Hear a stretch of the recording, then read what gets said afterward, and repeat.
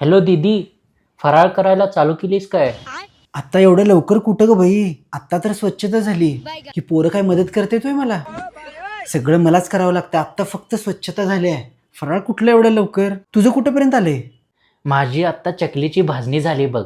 आत्ता चकली करणार. मला तर आज चकलीचं टेन्शनच येते बघ. कधी कडक होते, कधी खुसखुशीत होत नाही, कधी एकदमच मऊरून जाते. करायचं तर करायचं का या चकलीचं? हो ग, मला पण टेन्शनच येते बघ.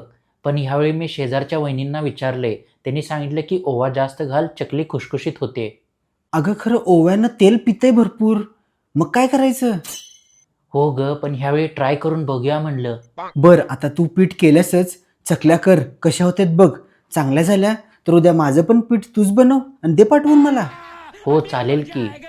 मी पण ना आज संध्याकाळी बेसनचे लाडू करावं म्हणते. पण काय ते बेसन भाजून हात पूर्ण असं कळ मारतोय, काय सांगू तुला.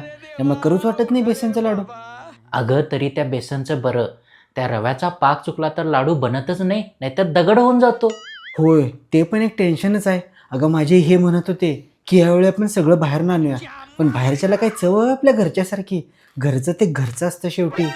होय, ते पण बरोबर आहे. आणि बाहेरचं महाग किती असतं, आपल्याला परवडायला नको का? किती जणांनी आपण फराळ वाटून येतो, किती आणणार बाहेरून? मी तर ह्यांना क्लिअर सांगितले, जोपर्यंत मी ह्या घरात आहे तोपर्यंत बाहेरचं फराळ अजिबात येणार नाही.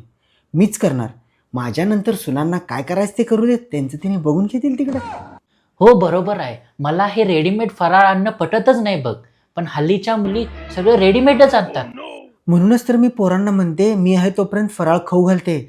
त्यानंतर त्यांच्या बायका काय फराळ करणार होत्या? नुसतं जेवण करून जरी खाऊ घातल्या तरी खूप झालं. देव पावला म्हणायचं.